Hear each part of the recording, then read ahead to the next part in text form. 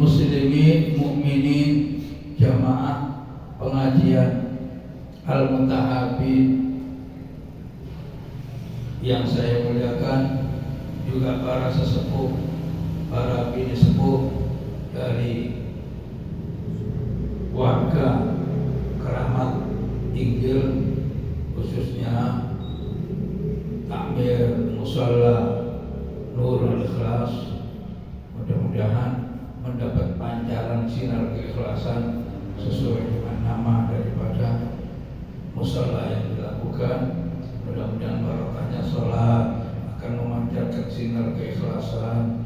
Mudah-mudahan barokahnya pengajian yang diselenggarakan memancarkan sinar keilmuan.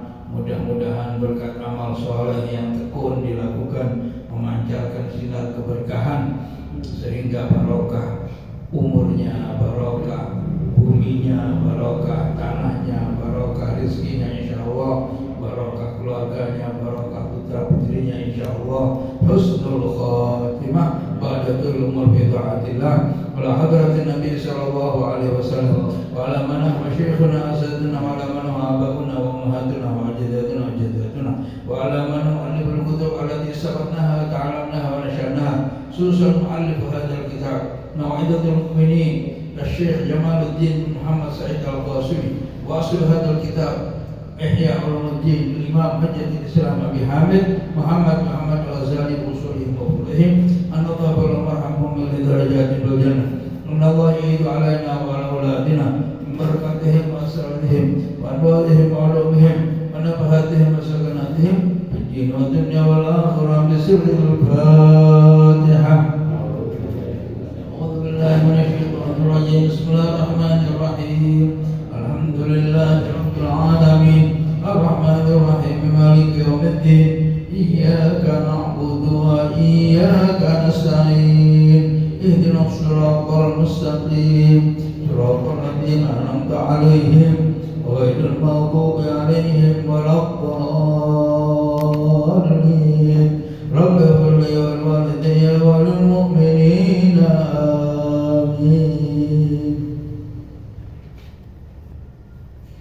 Mari kita buka halaman 46 kalau kitab saya. Kalau di cetakan lain ya kira-kira 30 berapa? Kira-kira 3 bab. Fadlul Jum'ah wa adabuha. Fadlul Jum'ah wa adabuha, keutamaan hari Jumat dan beberapa tata krama di dalam menghadapi dan menerima hari Jumat. I'lam anna hadha yawmun 'azimun 'azzamallahu bihil Islam wa khassa bihil muslimin. Qala ta'ala wa idza nudiya ya ayyuhalladzina amanu idza nudiya lis-salati min yawmil jumu'ati fas'au ila dzikrillahi wa dharul bay' dzalikum khairul lakum in kuntum ta'lamun. I'lam anna hadza yawmun 'azim. Ketahuilah bahwa hari Jumat itu merupakan hari agung. Allahu bihil Islam, di mana Allah mengagungkan Islam dengan hari Jumat. Wa khassa bihil muslimin, dan Allah memberikan waktu spesial di hari Jumat itu kepada kaum muslimin, yaitu umat Nabi besar Muhammad sallallahu alaihi wasallam. Oleh karena keagungan besar, oleh karena keagungan dan kebesaran hari Jumat itulah, maka Allah Subhanahu wa taala berfirman di dalam surat Al-Jumu'ah, yaitu juz ke-29, yaitu yang berbunyi ya ayyuhalladzina amanu idza nudiya lis-salati min yaumil jum'ati fas'au ila dzikrillahi wa dharul bay' dzalikum khairul lakum in kuntum ta'lamun. Wa idza qudiyatish salatu fantashiru fil ardi wabtaghu min fadlillah wadhkurullaha katsiran la'allakum tuflihun. Surat Wahai kalian orang-orang yang beriman, kata Allah, idza nudiya lis-sholati min yaumil jumu'ati, kalau sudah dikumandangkan panggilan Jumat, kalau sudah dikumandangkan panggilan sholat di hari Jumat, fas'au ila dzikrillah, maka bersegeralah kamu menuju ingat Allah Subhanahu wa taala. Tegese napa? Menuju masjid, menuju tempat-tempat wadarul baik, dan tinggalkan kegiatan jual beli. Dzalikum khairul lakum in kuntum ta'lamun. Yang demikian itu merupakan suatu hal yang lebih baik, lebih mahal, lebih mulia, in kuntum ta'lamun, kalau kamu mengetahui tentang hakikat dari segala sesuatu. Fa idza qudiyatus shalah, apabila telah ditunaikan sholat, fa idza qudiyatus shalah fantashiru fil ard, maka bertebarlah kamu di muka bumi, wabtaghu min fadlillah, dan carilah oleh kamu sekalian karunia Allah, wabtaghu fadlillah wadhkurullaha katsiran, dan sekaligus sebutlah asma Allah, ingatlah kepada Allah, berzikirlah kepada Allah katsiran, dengan banyak di hari Jumat. Setelah Jumat itu tadi, la'allakum tuflihun, supaya kamu sekalian mencapai keberuntungan. Oleh karena itulah maka para ulama menyebutkan bahwa hari Jumat merupakan hari yang agung, hari yang mulia. Pada hari Jumat itulah diciptakan, menurut beberapa hadis, Allah menciptakan surga, Allah menciptakan Nabi Adam alaihissalam, Allah menciptakan sejumlah makhluk mulia di hari Jumat. Dalam satu riwayat, tidak terjadi hari kiamat kecuali hari Jumat. Pada hari Jumat itulah Nabi Adam alaihissalam diturunkan dari surga ke dunia, dan seterusnya. Banyak hal yang membuat hari Jumat ini lebih mulia daripada hari-hari yang lain. Oleh karena itu disebutlah namanya Sayyidul Ayyam. Imam Ghazali menyebutkan bahwa kesunahan menghormati hari Jumat itu, kalau Imam Ghazali menerangkan, mulai hari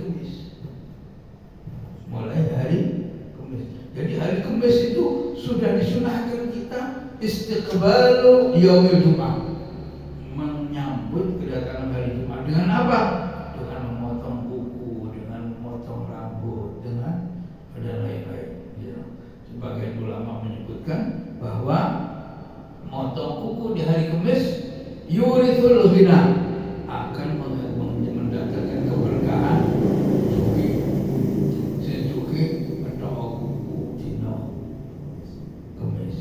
Salah satu sir atau rahasia yang ditanamkan Allah adalah memotong kuku hari Kamis. Kalau Kamisnya lupa, potong kuku hari Jumat.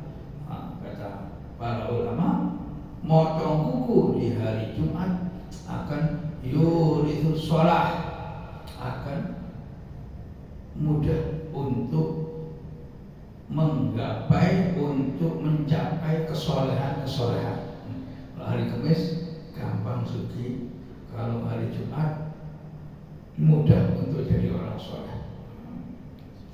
Itu salah satu keterangan para ulama. Tapi kalau dikembalikan kepada sunnah Rasul SAW, maka yang ambil kata akhirnya, bahwa semua yang kita kerjakan, kalau tidak bisa kita lakukan hari Kamis, maka paling telat adalah hari Jumat. Semua kesunahan, termasuk potong kuku, potong rambut, banyak sunat kaki.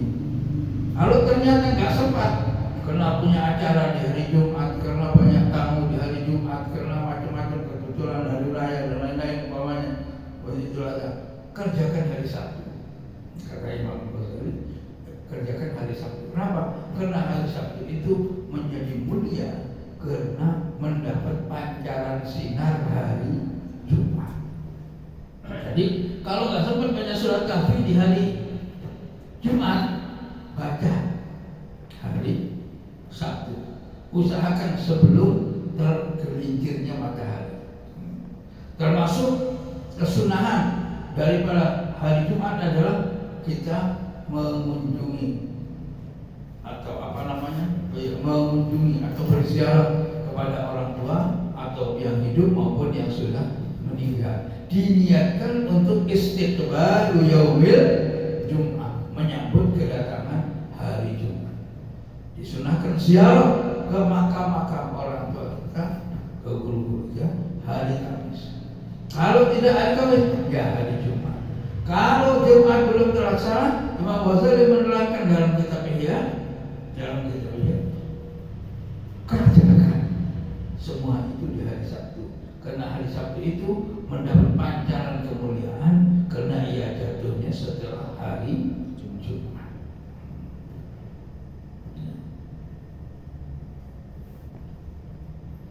Berdasarkan firman Allah tadi, idza nudiya lis-sholati fi yaumil jum'ati fas'au ila dzikrillah wa dzarul bait. Apabila telah dikumandangkan azan salat di hari Jumat, fas'au ila dzikrillah. Allah menegaskan fas'au, ayo ila dzikrillah, menuju zikir kepada Allah, tegese menuju masjid. Faharrama mongko ngaramaken sapa Allah al-istighala ing ketungkul ing repot-repot bi umuri dunia, dengan segala urusan dunia, wa bi kulli sharifin anis sa'i, dan segala hal yang membelokkan kita dari ingat kepada Allah. Jadi Allah berfirman wa dzarul bait, kalau sudah dikumandangkan azan Jumat, tinggalkan jual beli. Maksudnya itu bukan hanya jual beli saja, tapi kullu sharifin, semua kegiatan yang membuat kita tertunda berangkat Jumat, termasuk nyuci sepeda motor, termasuk ya yang lain-lainnya duniawi sifatnya.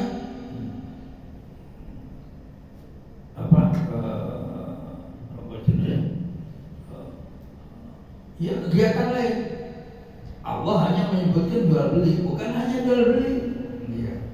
Ya utang piutang, ya kangkro, ya ngopi, segala macam yang sifatnya duniawi. Kalau sudah deadline, itu azan itu deadline namanya, batas akhir. Kumandangkan azan, maka hendaklah semua menuju masjid. Bahkan itu saja kalau menurut hadis Rasulullah SAW, wis gak komanan apa-apa. Kenapa? Karena Rasulullah bersabda, man roha yaumal jum'ati fi sa'atil ula fa ka'annama qarraba badanatan, wa man roha fi sa'atis tsaniyati fa ka'annama qarraba baqaratan, wa man roha fi sa'atis salisati fa ka'annama qarraba kabshan, wa man roha fi sa'atil khamisati fa ka'annama qarraba dajajatan, wa man ra'a fi sa'atil khamisati fa ka'annama qarraba baydatan.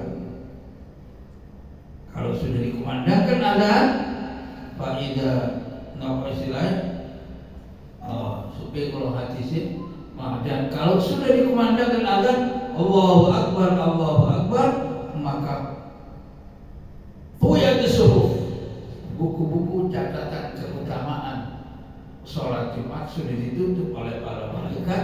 Para malaikat yang mencatat di depan pintu masjid sudah menutup catatannya. Mereka ijtama'u fi shafil awal, mereka berkumpul di depan khatib untuk mendengar yastami'una dzikri atau yastami'una khutbah, mendengarkan khutbah. Itu para malaikat itu menurut hadis Rasulullah SAW. Oleh karena itu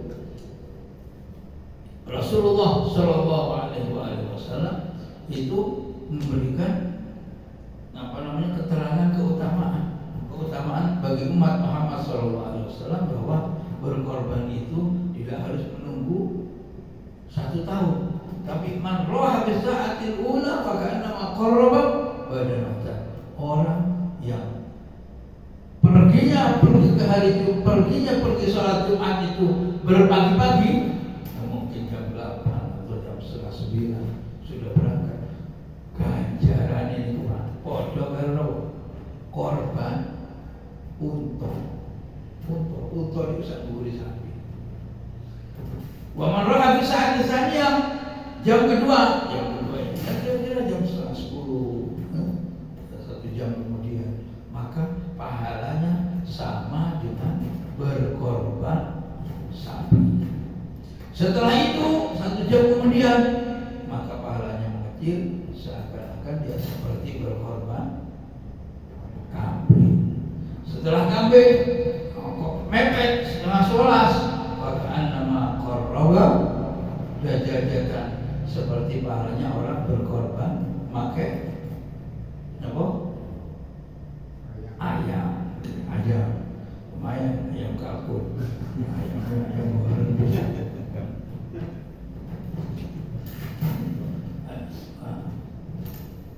Kok mepet, hampir sudah jam 11 lebih.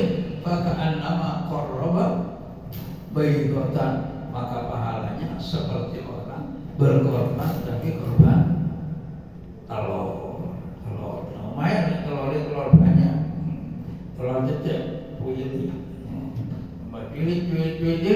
Kalau sudah dikumandangkan azan, tuyat disuruh. Ya, lembaran-lembaran malaikat yang mereka berjajar di depan pintu-pintu masjid, mereka tutup, mereka lipat, yastami'una dzikr, mereka berkumpul, istilahnya dzikir, mendengarkan khutbah pada shaf yang pertama. Oleh karena itu, merebut shaf awal, shaf 2, shaf 3 di masjid-masjid besar pada hari Jumat merupakan keutamaan yang luar biasa. Wa shalli ala Qala Rasulullah sallallahu alaihi wasallam, khairu yaumin tala'at alaihi syamsu yaumal jumu'ah. Khairu yaumin utawi saapi-api dina tala'at kang terbit alaihi ing atase apa syamsu. Sangene iku yaumul jumu'ah, dina Jumat. Sebaik-baiknya di mana matahari terbit adalah hari Jumat. Makanya disebut dengan Al-Jum'atu Sayyidul Ayyam. Jum'atu Sayyidul Ayyam. Jumat itu merupakan penghulunya dari semua hari. Oleh karena itu Imam Ghazali menyebutkan bahwa dia itu awwalu bid'atin fil Islam tarkul bukur ilal Jum'ah. Jadi bahasa basi. Terus Imam Ghazali itu kitabnya awwalu bid'atin fil Islam, bid'ah pertama yang terjadi di dalam perjalanan umat Islam itu adalah tarkul bukur, meninggalkan agi-agi ilal Jum'ati, kepada sholat Jumat. Artinya apa? Bercepat-cepat pergi Jumat di masa Rasulullah Shallallahu Alaihi Wasallam. Demikian juga di era generasi sahabat itu koyok-koyok seperti hari raya. Di sejarah itu di Google itu masih ada. Kalau mau pakai, nggak usah lah ya baca kitab. Di kitab-kitab itu diterangkan bahwa kalau izdiham al-qarib nopo jenenge disekat, kalau sudah Jumat itu Madinah seperti hari raya. Jadi orang-orang Badui, istilah orang-orang pegunungan, orang-orang desa, itu ke kotanya pada waktu itu adalah hari Jumat. Makanya di dalam sejarah Islam, atau lebih tepatnya di dalam sejarah hukum Islam, itu terdapat perbedaan pendapat kalau hari raya itu jatuhnya hari Jumat. Di kalangan ahli mazhab, itu ada perbedaan pendapat. Kalau hari raya itu jatuhnya hari Jumat, maka sebagian imam mazhab mengatakan tidak wajib lagi sholat Jumat. Nah, ini ada sejarahnya. Kok bisa sholat sunat mengalahkan? Kok bisa ada sholat Jumat mengalahkan sholat wajib? Ya ini karena syiarnya sholat hari raya. Sholat hari raya itu besar. Nah, pada saat itu sholat Jumat itu repotnya luar biasa. Jadi pagi-pagi orang itu kalau sudah dari kampung, dari desa itu sudah keluar untuk sholat Jumat. Lah, di zaman Rasulullah demikian juga orang-orang Badui, orang pegunungan, orang pedesaan keluar semua hari Jumat. Oleh karena itu, lalu Rasulullah SAW memberi kelonggaran pada saat itu, memberi kelonggaran untuk yang disimpulkan oleh sebagian imam mazhab bahwa tidak wajib menunaikan sholat Jumat. Kenapa? Yaitu karena ramainya sholat Jumat ini sama dengan ramainya hari raya. Tetapi menurut mazhab Syafi'i, mazhab yang kita anut, bahwa tidak mungkin dan tidak boleh meninggalkan sholat Jumat walaupun itu hari Jumat bertepatan dengan hari raya Idul Fitri maupun hari raya Idul Adha. Itu sebabnya itu begitu. Sebab riuhnya hari Jumat seperti hari raya. Wa sallallahu alaihi.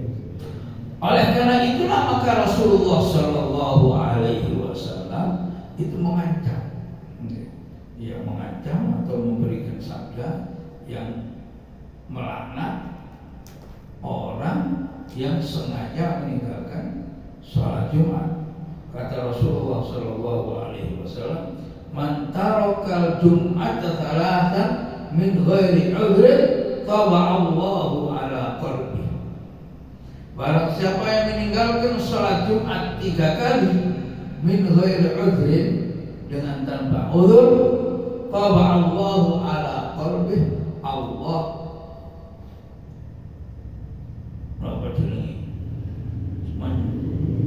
mencap ireng nah ini wong sing ninggal sholat Jumat lebih dari 3 hari. Nah, secara fikih itu sholat Jumat kan bisa diganti dengan sholat zuhur. Tapi harus memenuhi syarat-syarat. Ketika tidak memenuhi syarat, itulah yang disebut dengan bighairi udhri. Udhurnya Jumat apa?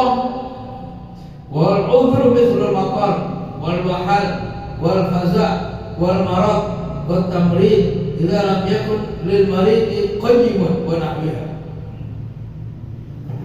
Termasuk udhurnya sholat Jumat adalah kena hujan besar, juga kena bepergian, juga kena becek, wal faza' kena ketakutan, mungkin ada ancaman, wal marad juga kena penyakit, wat tamrid juga kena merawat orang sakit. Jadi orang tuanya sakit itu termasuk udhur. Idza lam yakun lil marid qayyimun, kalau orang yang sakit tidak mempunyai perawat, itu udhur sholat Jumat. Termasuk safar, bepergian. Kenapa? Ya karena memang syaratnya sholat Jumat adalah dikerjakan oleh orang yang bukan musafir. Tapi kalau orang musafir sholat Jumat, ia menggugurkan kewajibannya. Orang musafir tidak wajib Jumat, cukup Jumatnya diganti dengan apa? Sholat zuhur. Tapi kalau dia sholat Jumat, maka gugur kewajiban zuhurnya. Sebagaimana para wanita, ibu-ibu itu tidak wajib sholat Jumat. wajibnya sholat zuhur. Tapi nek sholat Jumat maka menjadi gugur kewajibannya. Wa yustahabbul ghuslu fihi wa la ba'sa min taqribihi min al-wah liyakuna aqrabu ahdan bin nadhafah. Oleh karena itu hal-hal yang menjadi kebutuhan kebersamaan. Karena Jumat itu kan artinya perkumpulan. Perkumpulan. Yaumul Jum'ah artinya hari kumpul. Sholatul Jum'ah artinya sholat perkumpulan besar. Maka disunahkan melakukan sesuatu yang menjadi kebutuhan kebersamaan. Nopo satu Jumatan atau sisi. Sebelum Jumatan mempersiapkan minyak wangi, kemudian mau sebelum Jumatan mempersiapkan bajunya yang putih. Karena kumpulnya untuk ibadah. Jangan cari yang baru. Tidak disunahkan pakai yang baru. Kalau Jumat disunahkan yang putih. Kalau hari raya disunahkan yang baru, walaupun tidak putih. Jadi kalau hari Jumat disunahkan pakai pakaian putih, pakai celana, pakai wangi-wangian. Apalagi kenapa? Karena semua itu untuk membuat nyaman perkumpulan kita. Harus rambutnya letak ke bengkel, ke atas diisi kandil pewangi bisa. Orang-orang golek Arab dewe dipasangin itu kok ngarep. Ini bagi sesuatu. Nah, itu tidak kontradiksi, bertolak belakang dari ruh daripada perkumpulan. Kata dia.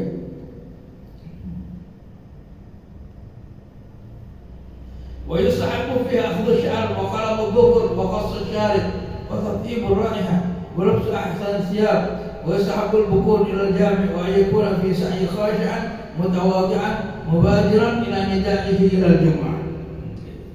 Itu yang seperti tadi sudah kita sebutkan, disunahkan pakai wangi-wangian, pakai baju yang bagus, terutama yang putih. Tapi wa yang bagi Allah yatakhaffa liqabanna, seyogyanya tidak melangkahi pundak orang lain. Jadi mergo kepingin oleh sop depan, wong liya dikangkangi, dilewati, yaitu dosa. Termasuk dosa itu. Salahnya tetap sah, tapi dosa itu jenenge takhaffi riqaban nas, ngangkangi pundaknya orang lain. Wala yakunu baina aydihim, dan jangan melewati depan orang, dia membuli dewe, kecuali kalau memang di depan ada soft kosong. Kalau soft kosong misalnya depan boleh ada desel-desel untuk kursi soft kosong. Karena soft kosong kan makruh, diisi oleh sampean. Tapi desel-desel nggak ada tempat kosong, nggak nyata kosong, itu makruh buat transa.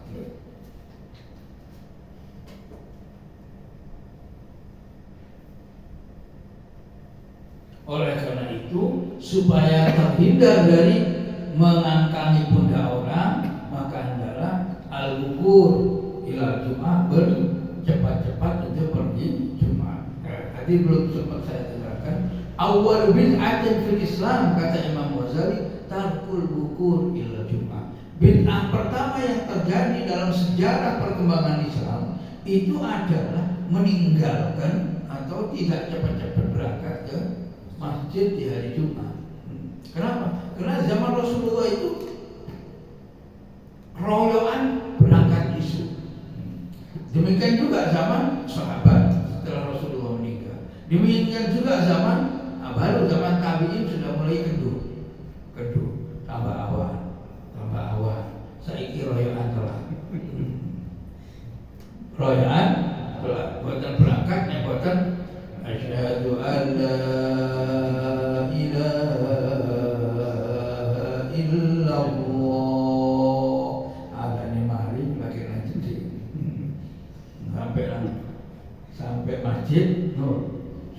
kebaya kedua atau komat.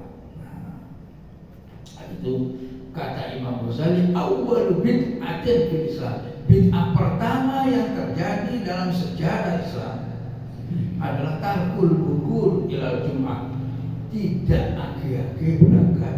Jadi awal bid'atin fil Islam ini menurut Imam Ghazali bukan tahlil, bukan mulutan, tapi tarkul bukur ilal Jum'ah. Boten cepat-cepat pergi sholat Jumat, nyata itu dirinya. Oh, diserang malah mulutan, tahlilan, tapi berangkat telat nang Jumatan gak dikritik, malah gak Jumatan juga dikritik malah. Wallahu a'lam. Ada pertanyaan? Kalau datang ke masjid udah baru dimulai, apa lebih baik dengarkan berlangsung apa sholat tahiyatul masjid dulu? Ya. Lain, ada lagi? Ada pertanyaan, kalau kita datang ke masjid, khatib sudah khutbah, kita sebaiknya langsung duduk mendengarkan khutbah atau sebaiknya sholat tahiyatul masjid. Ya. Kalau dilihat dari sebagai orang yang baru masuk masjid, maka sunnahnya adalah sholat tahiyatul masjid secara cepat. Karena hadisnya jelas. Pada suatu hari Rasulullah SAW sedang berkhutbah. Kemudian ada sahabat datang telat, langsung duduk. Salat rakaat, apa kamu sudah salat? Belum. Salat rakaat, kata Rasulullah SAW. Akhirnya dia berdiri salat 2 rakaat. Ada yang nafsiri itu salat tahiyatul masjid, ada yang nafsiri itu salat qabliyah Jumat. Tapi yang jelas Rasulullah menyuruh jamaah yang datang telat sedangkan Rasulullah sedang khutbah, menyuruh agar sholat 2 rakaat. Ngoten hadis itu. Pak. Mulai apa? Hah? Anu. Oh, ini Pak Pri Supriyadi. Supri ilmu kali suwe kata kemarin cuma. Oh, saudara, maten jawaban kula. Maten malih? Nggih, monggo. Saya akan pulang ke Dukun. Nah, waktu itu di JP itu macet sekali. Pas itu sholat maghrib itu sudah pertengahan, tidak bisa sholat di masjid yang di sembahyang itu, akhirnya langsung sampai ke JP itu macet total. Ada jalan sampai rumah itu habis sisa. Nah itu untuk maghribnya kan ketinggalan, itu langsung digogo apa di jamak itu sama isanya. Terima kasih. Ini ada pertanyaan, saya tanya dulu. Ini yang ditanyakan tentang sholat Jumat atau tidak ada hubungannya dengan sholat Jumat? Tidak ada hubungannya. Tidak ada hubungannya dengan sholat Jumat. Jadi ini sholat wajib yang lain. Mungkin sholat zuhur, mungkin sholat maghrib, mungkin sholat isya. Kena macet. Macet ini termasuk udzur. Maka solusinya bukan qadha, tapi dijamak. Jadi misalnya kita perjalanan mau ke Bunga, yang jelas-jelas sering terjadi kemacetan di luar dugaan. Begitu kita berangkat setelah asar sampai Betoyo sampai Bunga kelewat maghrib, maka waktu di perjalanan kita niat maghribnya saya kumpulkan ke isya. Nah bukan diqadha. Qadha itu tidak ada hadisnya, tidak ada. Maksud saya begini, bukan tidak ada dalilnya, bukan tidak ada hadisnya. Jadi artinya dalilnya qadha itu bukan nas, bukan sabda Rasul, tapi qiyasnya ulama. Qiyasnya ulama. Sedangkan jama' ini nas, jelas ada contohnya, jelas ada hadisnya. Umpamanya sudah jelas macet, kita ini sedang maghrib masih di Gresik, tapi bukan di rumah ya, udah keluar.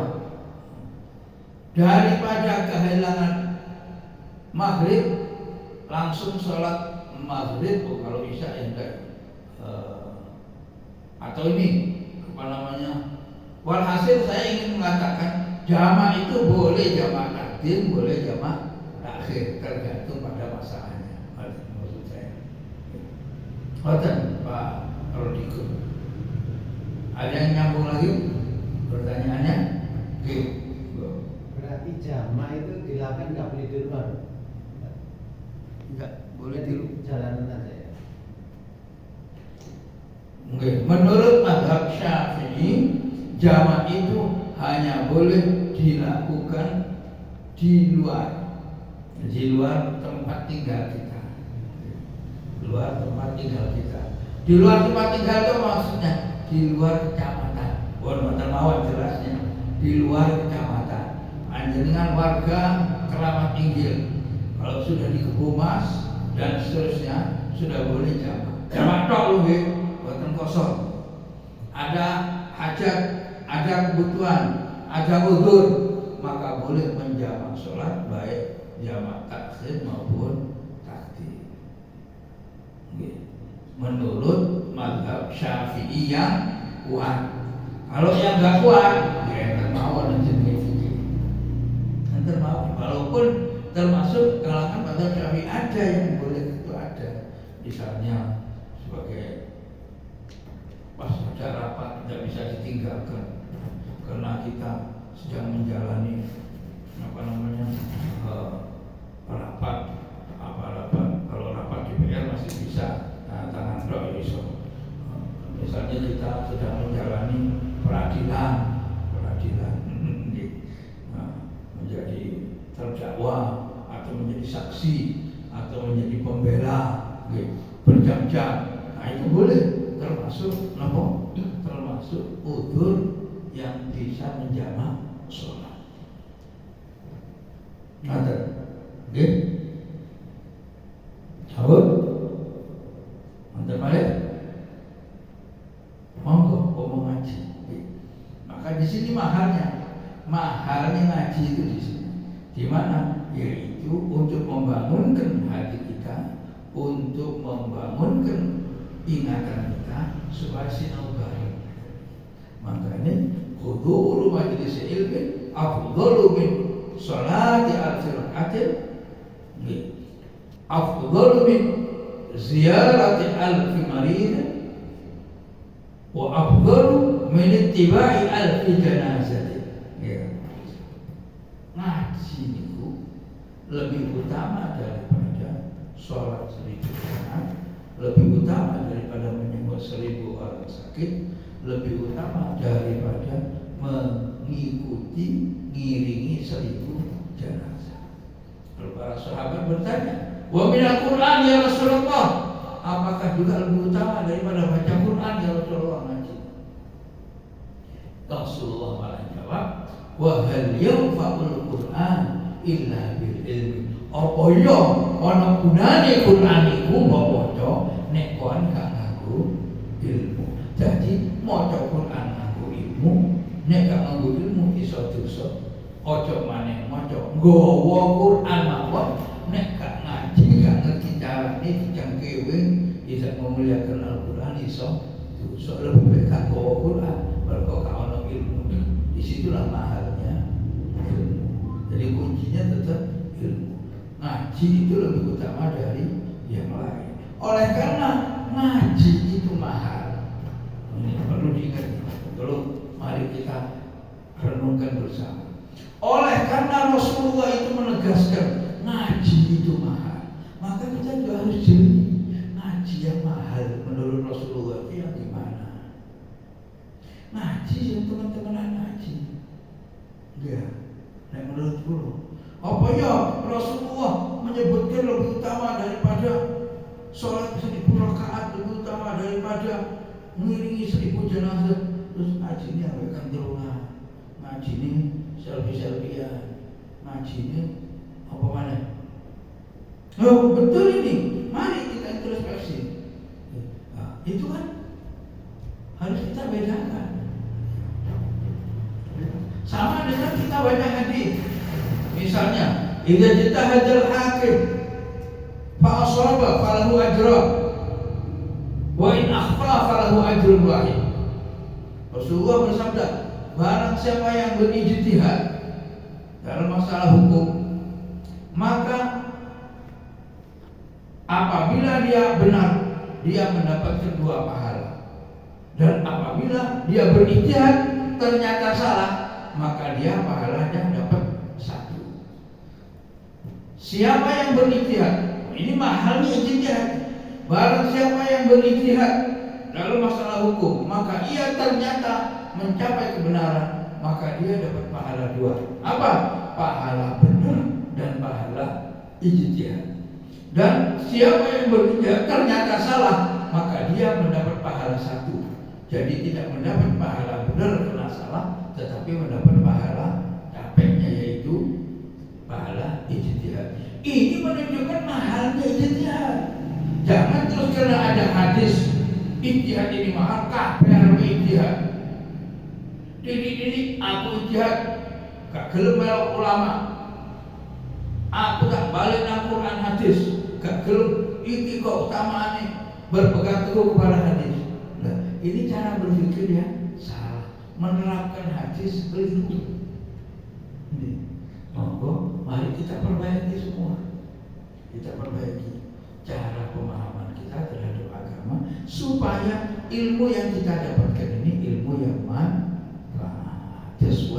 Jadi jangan hanya baca satu hadis, tapi hadis ini satu paket dengan hadis-hadis yang lain. Hadis ijtihad mahal pahalanya. Kata no kabeh ijtihad. Itu bukan ijtihad namanya kalau belum mencapai syarat dan rukun ijtihad. Topok itu namanya tebak-tebakan hukum, bukan ijtihad. Baru tahu baca dari terjemah Al-Quran, terjemah Bulughul Maram, ijtihad. Contohnya sama haji juga begitu. Mari kita semakin hari semakin tua, semakin bertambah umur, mari kita ajak masyarakat kita ini, jamaah kita ini untuk memahami tentang ngaji yang benar. Oke? Aku qouli hada wa astaghfirullah li wa lakum. Kita tutup dengan doa. Bismillahirrahmanirrahim. Walillahil asmaul husna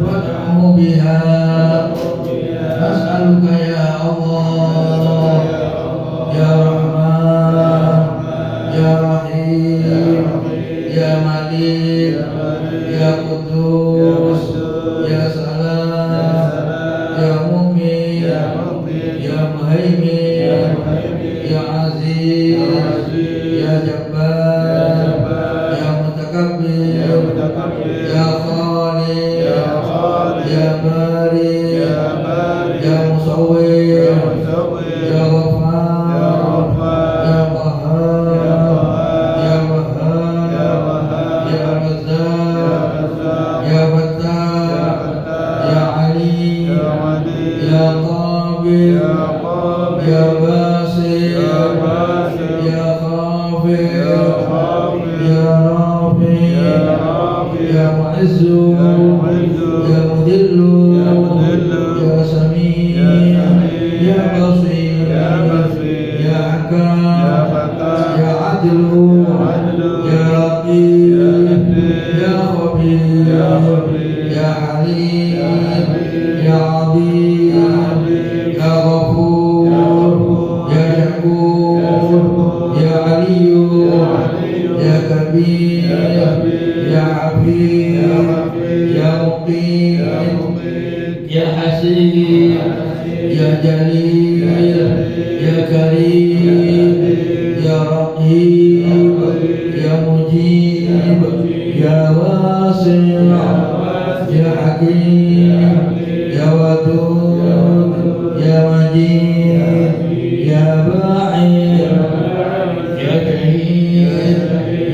يا وكيل يا قوي يا متين يا ولي يا حميد يا محسن يا مبدئ يا معين يا معين يا مميت يا حي يا قيوم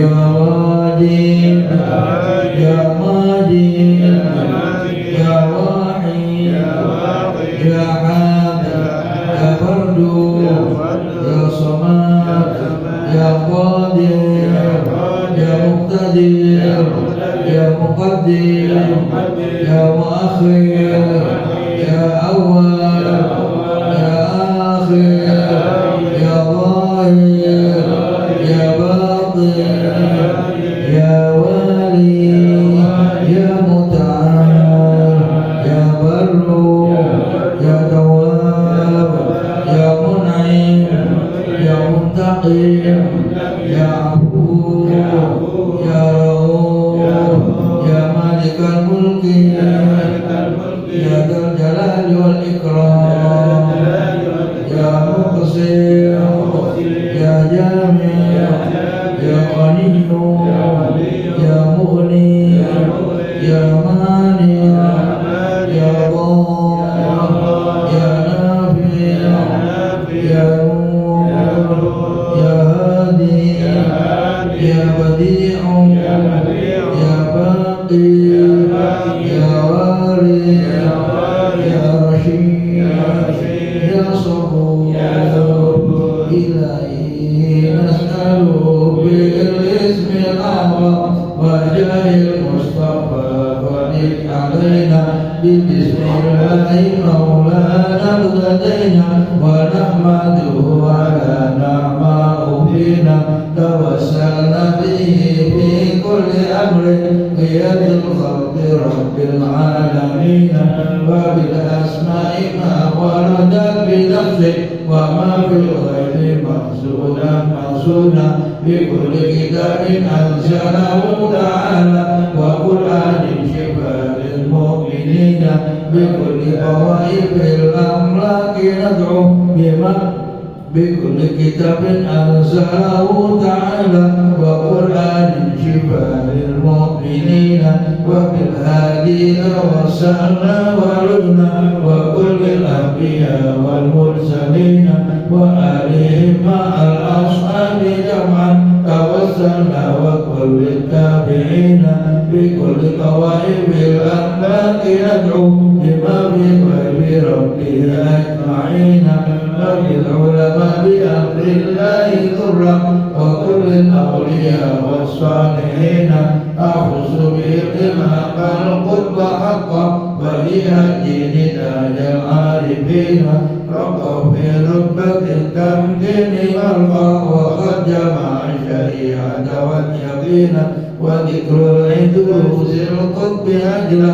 عن القلب الصدى الصادقين أبي في الدين محيي الدين حقا له تكريمنا وبه اقتدينا ولا ننسى كمال الدين سعدا عظيم الحال تاج العابدين به ندعو إلى المولى تعالى بغفران يؤم الحاضرين ولطف شميل ودوام ستر وغفران لكل المذنبين ونختمها بتفصيل عظيم بحول الله لا يقدر علينا وستر الله مسبول علينا وعلم الله ناظرة إلينا ونختم بالصلاة على محمد إمام الكل خير جامعين إلهي نسألك بالاسم الأعظم وجاه المصطفى فرج علينا لا إله إلا الله الموجود في كل زمان